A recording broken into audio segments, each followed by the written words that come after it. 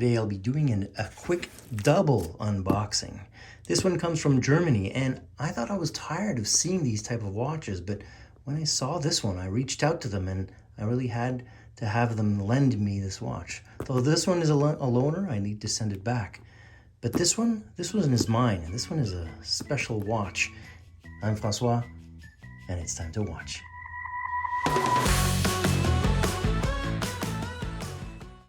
So let's start with this one here. This box here, I'll keep it for the dessert. So like I said in the intro, this is a watch that was lent to me by a company based in Germany. So it comes from relatively far away. I'm here in Canada. So I truly appreciate Adrian, who lent me his watch.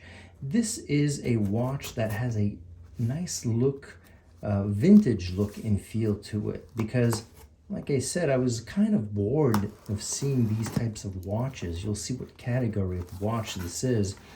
But when I saw their website and these different feeds that I get from forums, well, I had to reach out to them and they graciously accepted. So once again, thank you, Adrian.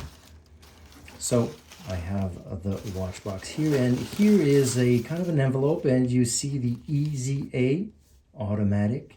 We'll see what's in here a bit later.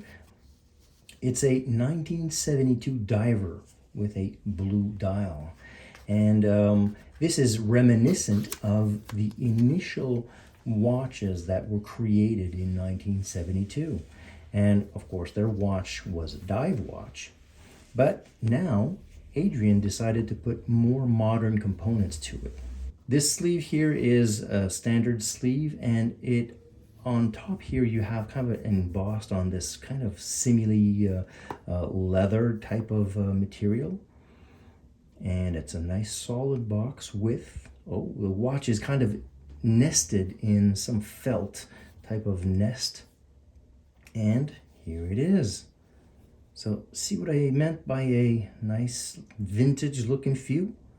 And you see there's some felt right there to protect it, and it comes with a rubber strap that's tied on the cover.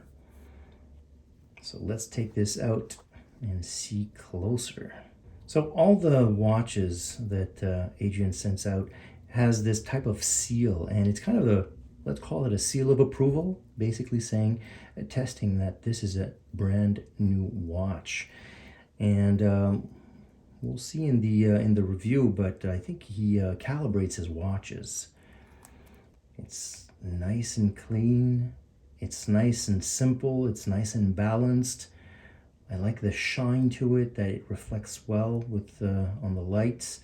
And this is a ceramic bezel, so it doesn't scratch on the markers as well. It's applied markers. You have a movement inside that's automatic, as it says, and it's a nicely signed crown that's screwed down. And when you pull to the furthest, you can set the time, then push back everything, and at the first position you can wind it. If you can hear it, you can hear this is a Swiss movement. And when you pull just one click out, and you change the date. It's as simple as that. So it's a quick set, and then you screw everything back in. So we'll see it on the dial, but this is a 200-meter watch. It's a dive watch, and you see the markings on the bezel there, that's throughout, as opposed to just the first 15 minutes. And you see that there's kind of this slight dome to the crystal, which is reminiscent of older watches, thus the vintage look and feel. It's a little flatter and a little more, how would I say, polished. You have that contrast stitching that goes well with the markings on the watch itself. And if you look at the case back, you see it's a, from what I see, it's a diver. Yeah, there it is. If you reorient it, you have a diver, a kind of a depiction of a diver, and you see that it's kind of the markings around it, and it's kind of domed so it doesn't protrude on your wrist, and it's a screw down case back for the full 200 meter of water resistance. So if we look closer at the dial itself, like I said, you'll see the markings on the dial at the bottom there. It's 200 meters, so 20 atmospheres, water resistance. And you also see EZA automatic. So I said EZA initially, but it's EZA watches. And if you look at it from afar, you can really see that vintage look and feel. Have a nice angular signed buckle, and really like the look and feel, that vintage look and feel. So let me put this on my wrist, and then I'll look at the other watch that I have for dessert. Here it is on my 7-inch wrist, and as I mentioned earlier, the case back is kind of rounded. So on my wrist, it doesn't look that thick for a 200-meter dive watch. It has great contrast, great legibility, and a nice vintage look and feel. Okay, so now let's see what's in this envelope. And as you can see, it's sealed like the seal on the watch. And if you look at the profile on this pouch, on the bottom and on the top here, well, it seems like it's a tool.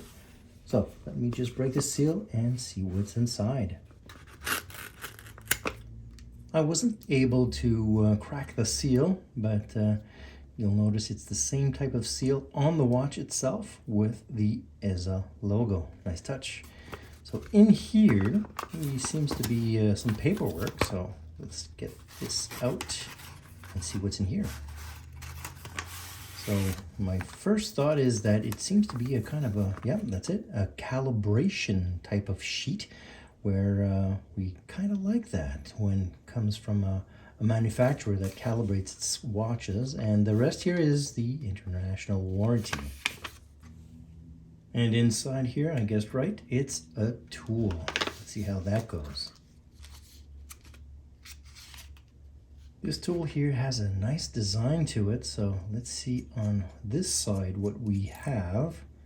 So this is a prong where you can, if you have holes, drilled lugs, you can of course take out the lug bars.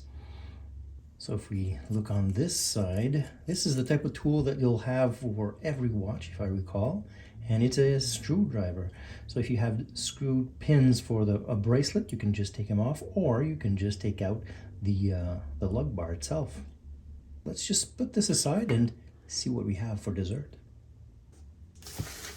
This is the one I kept for the dessert. So let me open the box, but in the interest of time, let me just skip a few beats. And to my surprise, there's a gift in here, and it's a G-Shock hat. I love G-Shock. But this is not just any G-Shock, it's a 40th anniversary version, and there's a lot of models out there, but this one was the more affordable one, the DW5040PG, and it looks a bit like my 5610U, but with slight differences. Let's see what's inside. Inside, you kind of have a new look and feel as opposed to a tin. As you can see, this is a G for G-Shock, of course. So let's open it up. It's a nice package that is kind of recyclable. So I think that's why they changed it. And this is a kind of a pouch. It's a cotton pouch, I would say, and the watch resides inside. And here it is. It's a nice 40th anniversary version with that display. You see kind of the golden look and feel to the display compared to the 5610U. It's kind of darker a bit, and you have the markings, the kind of the mode display markings on the watch that are kind of different. You notice here it's Project Team Tough, and that's in relation to what they called themselves back in '83 when they developed this watch, as opposed to now it's water resist 20 bars. So that's one of the differences. But on the case back is where you have the main difference. You see that logo of that G-Shock 40th anniversary, but also the material used for that screw down case back is the recrystallized and deep layered hardening kind of process that they use. You see also the gold on the case, and the rubber is kind of the same for the strap. You see that recrystallized type of process on the keeper, and you'll see here also since 1983. And each of the stars is a decade for this 40th anniversary. And of course the buckle is the same recrystallized type of material as the case back. And that's the main differences. But let me put this one on my wrist and we'll see what it looks like. And here it is on my 7-inch wrist. And you saw that there were different components that differentiate this 40th anniversary, one of which is the star on the function button, as well as on the buckle and on the keeper for the material used, that recrystallization. I'll be doing a full review of this watch as well as this diver watch. And this concludes these unboxings. So I hope you like these types of reviews, and I hope to see you next time.